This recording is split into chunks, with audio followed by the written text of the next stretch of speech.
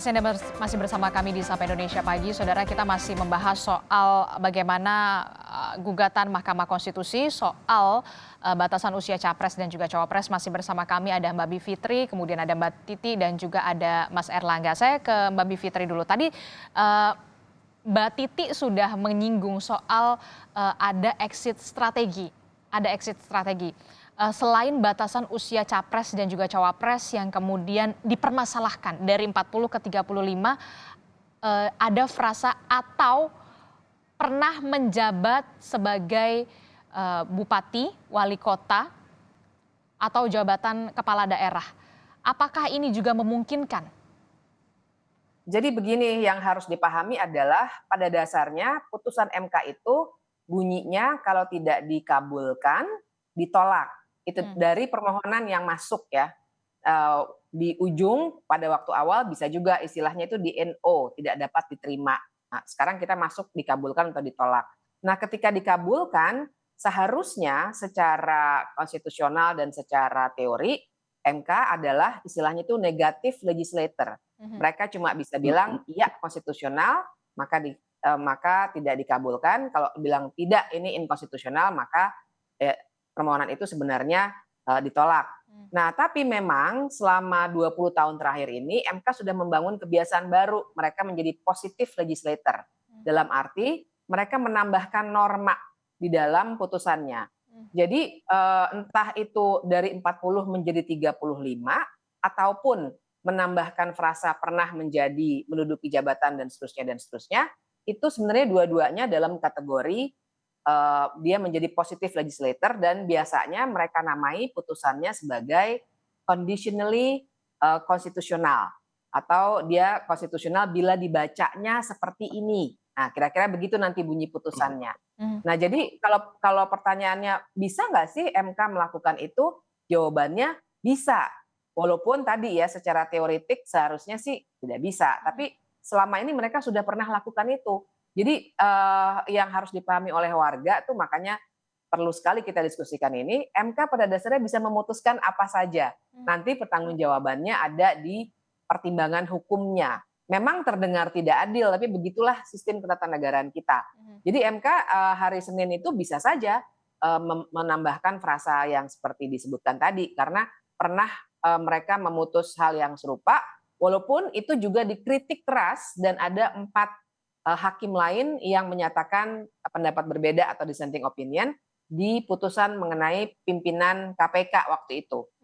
Usianya minimum 50 tahun atau pernah menduduki jabatan yang sama sebelumnya. Nah, tapi menurut saya itu pun tidak bisa dijustifikasi karena ini kan untuk elected official, bukan selected official.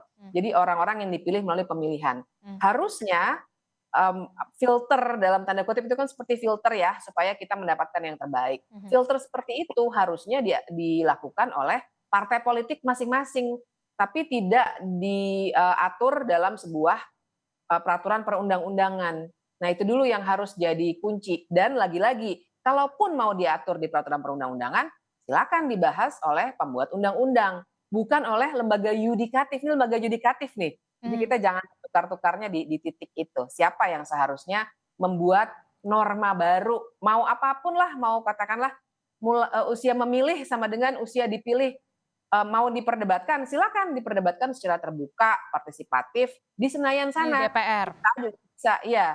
Kalau MK kan bahkan kita hanya sebatas mendiskusikan seperti ini kan, Mbak, nggak boleh kita bahkan lobby anggota atau hakim anggota di Mahkamah Konstitusi. Nah, ini titiknya, yudikatif itu makanya memang tidak dalam posisi bisa memutuskan hal-hal yang sifatnya pertimbangannya bukan konstitusional, tapi pertimbangan sosiologis, politik. Silakan tuh para ahli berdebat, bukan di gedung MK, tapi di gedung DPR sana. Oke, Gitu. walaupun memang secara teori tidak bisa ya, tidak bisa dikabulkan, walaupun memang ada kalimat atau pernah menjabat sebagai gubernur, bupati, wali kota. Ini karena kenapa saya pertanyakan ini, karena saya mendapatkan rilis dari Setara Institut soal ini, Mbak Biv. Iya, jadi betul seharusnya sih tidak bisa, sama sekali tidak bisa dua-duanya, dua alternatif ini. Karena Artinya MK sudah memberikan sebuah kebijakan baru dalam sebuah putusan yudikatif. Oke. Itu yang terjadi. Tapi kalau pertanyaannya mungkin nggak? Sayangnya mungkin untuk dilakukan. Sebenarnya tidak bisa, tapi sayangnya mungkin bisa dilakukan. Itu yang menjadi poinnya ya, Mbak Bif ya. Apalagi juga mungkin bisa dikatakan terjadi pada saat yang pimpinan KPK itu ya, Mbak Bif. Betul. Nah, Betul. oke, itu kan sudah ada berarti track recordnya. Iya, tapi itu juga penuh kritik. Makanya tadi saya katakan pada dasarnya jadi MK bisa memutuskan apa saja nih. Jadi yang perlu diketahui oleh publik adalah tidak ada tuh aturan main dan memang ini lazim di semua negara seperti ini. Tidak ada aturan main. MK hanya boleh memutuskan A, B, C itu di undang-undang itu tidak ada. Itulah hakikatnya sebuah lembaga yudikatif. Dimanapun memang seperti ini. Jadi kalau mungkin agak menimbulkan kebingungan ya, Betul. tapi memang undang-undang Mahkamah Konstitusi itu maupun konstitusi tidak mengatur sedetail itu. Misalnya MK tidak boleh memutus soal usia, itu tidak ada, Mbak. Ukurannya di MK sendiri. Apakah suatu isu itu konstitusional atau tidak? Iya, karena Undang-Undang Dasar bilangnya MK hanya memutus undang-undang terhadap Undang-Undang Dasar. Jadi kalau sesuatu isu itu misalnya isu usia atau isu apakah Mahkamah Konstitusi gedungnya di Medan Merdeka atau di IKN, itu bukan ranah konstitusi kan, misalnya begitu. Nah, dengan itu maka MK akan memutus, oke, kami tolak, silakan DPR dan pemerintah membuat aturannya dalam undang-undang. Nah, itu yang dimaksud dengan wewenang yudikatif. Begitulah hukum bekerja. Jadi publik jangan bayangkan bahwa ada sebuah kitab gitu yang menentukan apa yang boleh dan tidak boleh diputus oleh pengadilan MK maupun MA, PT UN dan lain sebagainya. Tidak seperti itu. Makanya ada konsep kemandirian kekuasaan kehakiman dan lain sebagainya.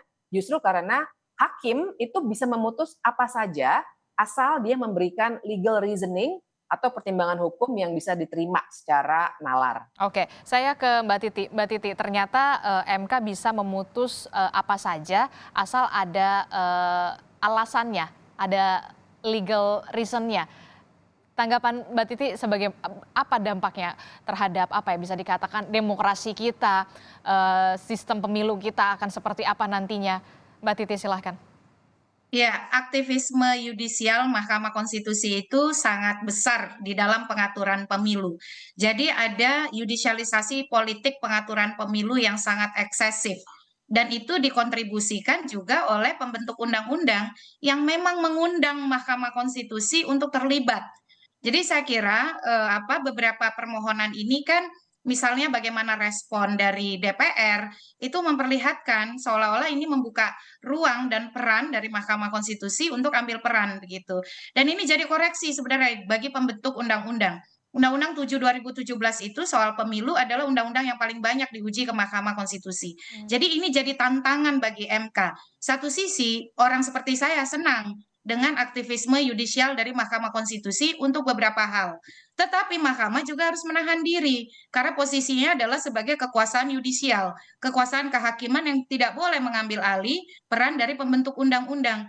Disitulah kemampuan MK untuk menahan diri, melakukan judicial restraint itu dibutuhkan. Makanya menjadi hakim MK itu harus negarawan. Nah, misalnya di putusan yang kami ajukan soal pencalonan mantan terpidana. Ya, betul. Itu Mahkamah Konstitusi menyatakan conditionally konstitusional, harus ada jeda 5 tahun. Nah, itu kan baik ya, dengan legal reasoning yang sangat kuat. Terkait dengan pencalonan misalnya kepala daerah, saya setuju bahwa kepala daerah adalah sumber rekrutmen kepemimpinan nasional. Oleh karena itu pilkadanya jangan dipilih DPRD, harus dipilih rakyat. Dipilih oleh rakyat karena diuji oleh publik. Tapi kita juga harus ingat, rumpun eksekutif ini ada bupati wali kota, ada gubernur, ada presiden. Nah, di dalam putusan soal sistem pemilu misalnya, Mahkamah menyatakan supaya terjaga kaderisasi dan promosi yang betul-betul mengutamakan peran partai politik sebagai lembaga demokrasi, kalau mau jadi calon anggota DPR itu syarat kadernya minimal 3 tahun. Calon anggota DPRD syarat kadernya 2 tahun. Jadi ada rentang-rentang yang juga diperhitungkan oleh MK. Kalau misalnya MK ingin memberi ruang kaderisasi politik berjenjang di rumpun eksekutif, kalau mau jadi presiden, maka kepala daerah dulu, ya tidak mungkin dan tidak logis kalau disetarakan syarat itu antara gubernur dan bupati wali kota. Maka pilihannya adalah kalau kepala daerah adalah sumber rekrutmen eksekutif nasional, maka posisinya adalah gubernur. Jadi pengecualiannya lebih masuk akal kalau persyaratan itu dikecualikan sepanjang berpengalaman menjadi gubernur. Karena uji coba kepemimpinannya terukur. Lah ini kalau bupati wali kota misalnya dengan logika seperti itu bahwa rumpun eksekutif daerah menjadi sumber rekrutmen untuk eksekutif nasional tidak logis kalau disetarakan antara bupati, wali kota, dan gubernur. Nah, itu menggunakan logika MK ya di beberapa putusan ketika misal soal putusan posisi politik menteri.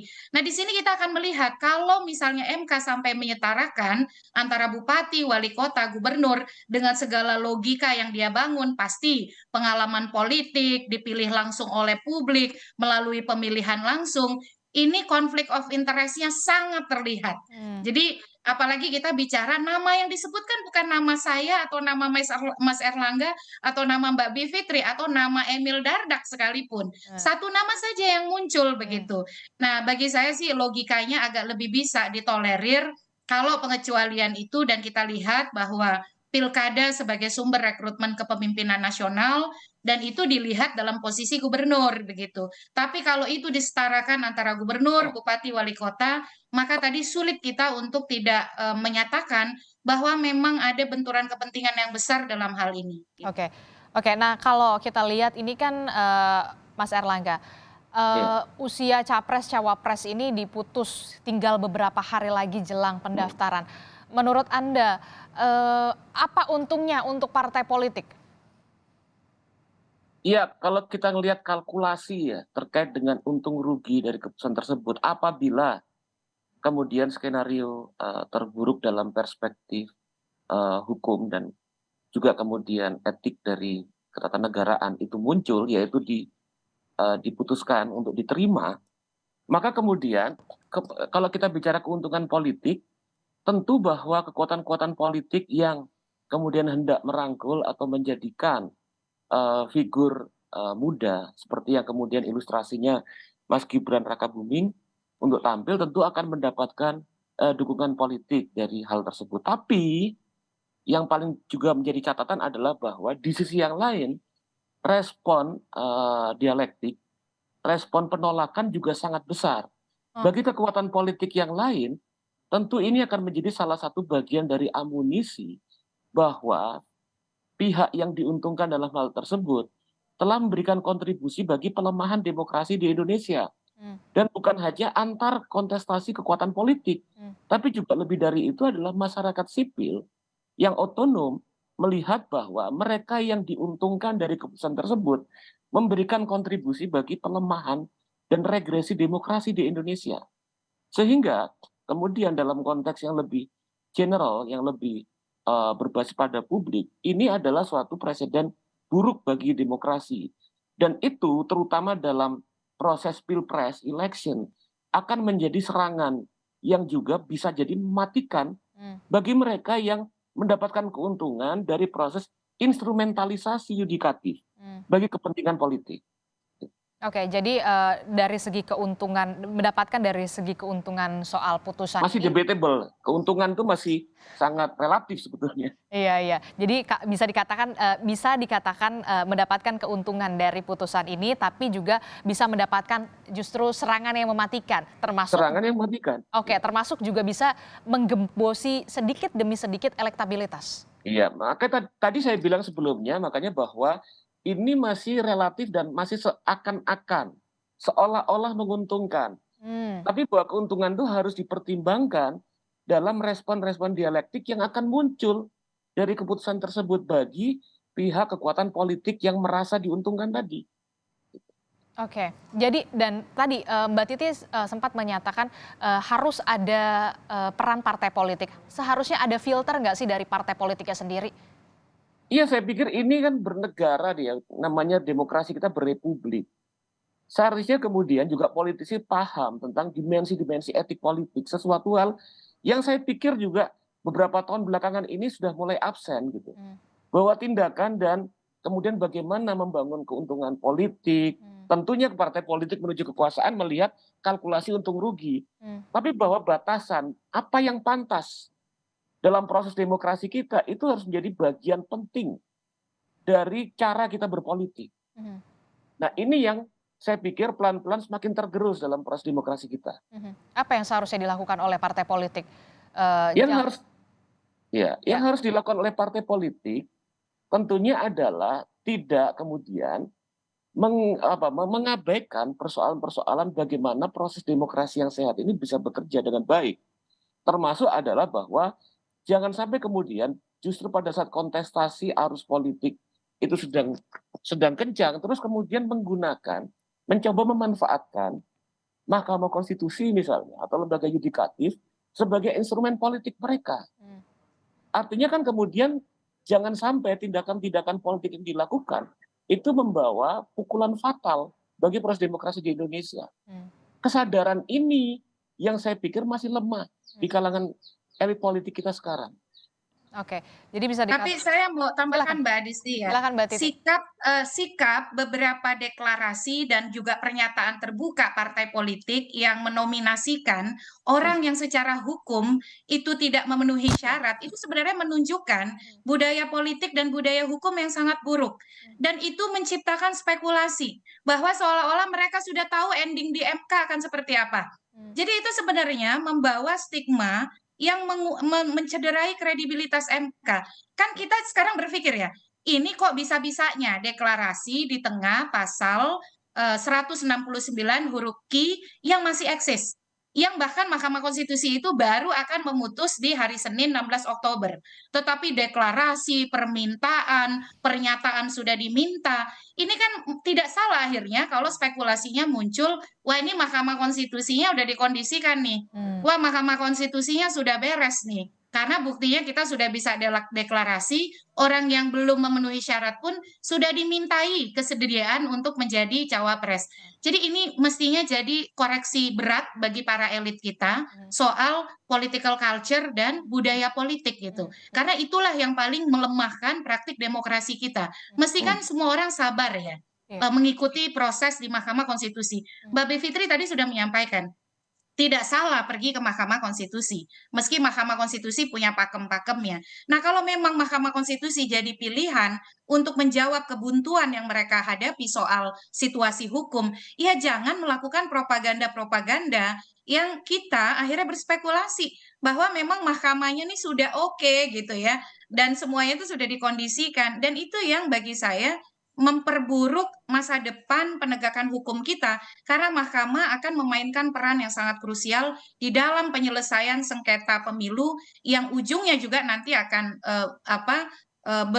diselesaikan oleh Mahkamah Konstitusi. Oke, seharusnya parpol tidak menciptakan budaya politik yang buruk. Itu yang kemudian menjadi kata kuncinya ya, Mbak Titi ya? Betul sekali Mbak Adisti. Oke, Mbak Bivitri, ini yang kemudian sebenarnya saya endingnya ini akan seperti apa? Apakah nanti dikabulkan dengan syarat la ataukah kemudian dikabulkan atau tidak dikabulkan, dan kita akan melihat siapa hakim yang mengabulkan, yang tidak mengabulkan, ada dissenting opinion di situ. Ya, jadi hari Senin itu kita harus menunggu, ada 3 kemungkinan itu. Pertama ditolak begitu ya, dan saya masih punya harapan walaupun tipis harapannya karena begitu banyak spekulasinya, tapi saya masih punya harapan itu dan saya mendorong supaya hakim MK bahkan last minute bisa membuat putusan seperti itu. Tapi kemungkinan kedua adalah disetujui, maksudnya dikabulkan untuk batas usia capres-cawapres 35 tahun. Kemungkinan ketiga adalah dikabulkan tapi ditambahkan frasa bahwa atau begitu ya 40 tahun atau pernah menjabat dan lalalala begitu tadi ya. Ada 3 kemungkinan itu. Itu yang kita harus tunggu. Kita harus lihat dissenting opinion-nya siapa saja dan apa saja, dan kita baca pertimbangan hukumnya. Apakah bisa dinalar dengan baik atau tidak. Karena kalau putusan pimpinan KPK itu juga menurut saya putusannya argumentasinya sangat buruk tuh. Tapi ya kita tidak bisa melakukan apa-apa untuk putusan MK karena langsung sifatnya final dan mengikat. Oke, itu dia. Kita akan tunggu hasilnya memang final dan juga mengikat. Nah, kalau dari Perludem sendiri, kalau tidak dikabulkan, oke, it's okay. Memang seharusnya seperti itu. Tapi kalau misalkan dikabulkan, kira-kira langkah apa yang kemudian bisa dilakukan lagi? Ya, pendaftaran Capres-Cawapres itu mulai 19 Oktober sampai 25 Oktober. Nah, KPU kan sudah menyatakan bahwa kalaupun mereka sudah menetapkan peraturan KPU, maka peraturan KPU revisinya atas tindak lanjut putusan Mahkamah Konstitusi, karena kan ada penyesuaian syarat berkaitan dengan berkas, dokumen, dan lain sebagainya, itu bisa dilakukan. Ini saya ingin kritik juga ya KPU. KPU itu bisa cepat sekali melakukan perubahan, menyatakan akan mengubah peraturan KPU kalau ada putusan Mahkamah Konstitusi. Sementara untuk peraturan KPU pencalonan terkait keterwakilan perempuan untuk pelaksanaan putusan Mahkamah Agung, itu KPU berbelit-belit dan menyatakan tidak akan mengubah, langsung berlaku, tidak ada sanksi. Ini standar ganda ya. Jadi dan ini merusak tertib hukum kita. Saya yakin KPU itu bukan tidak paham hukum, tetapi terlihat sekali di mana keberpihakan pelayanan terhadap partai politik. Jadi kalau sesuatu yang mempermudah itu akan mudah dilakukan, tetapi sesuatu yang kira-kira akan memberatkan partai politik selalu dicari-cari celah untuk menghindari. Kalau patuh berhukum, patuhlah secara konsisten. Karena asas prinsip penyelenggaraan pemilu salah satunya adalah berkepastian hukum dan tertib hukum. Nah, sikap-sikap seperti ini yang responsif tapi tebang pilih, ini memperburuk begitu loh. Masa penyelenggaraan pemilu kita ke depan. Sudahlah kita terlalu banyak spekulasi, kepastian hukum juga sulit dicari dari penyelenggara pemilunya. Nah, jadi terkait dengan putusan MK, saya kira tidak sulit untuk diimplementasikan, tetapi di saat yang sama kita juga menuntut konsistensi KPU untuk sama responsifnya terkait dengan putusan Mahkamah Agung menyangkut pencalonan keterwakilan perempuan paling sedikit 30% dan pencalonan mantan terpidana yang harus melalui masa jeda 5 tahun. Oke, jangan sampai ada jalur reguler, jalur kilat, begitu ya? Nah, jangan sampai ada jalur ekspres, ada jalur ininya ya, reguler, bukan reguler, Mbak. Memang dihambat begitu, jadi salurannya dipersulit.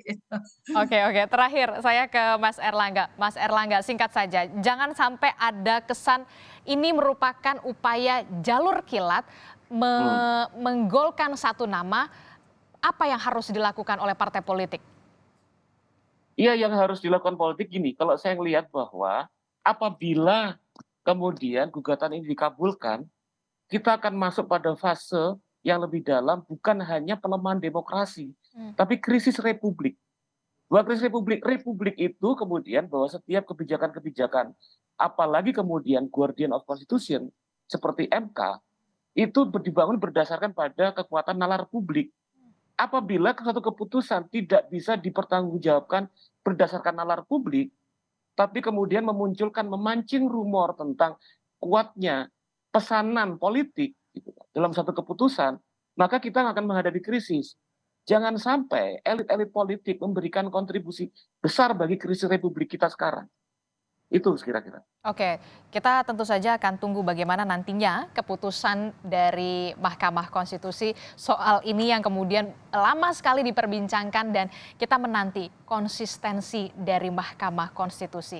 Terima kasih informasinya dan juga pandangan perspektifnya dari Mbak Bivitri, Mbak Titi dan juga Mas Erlangga. Kita ketemu lagi di lain waktu. Terima kasih.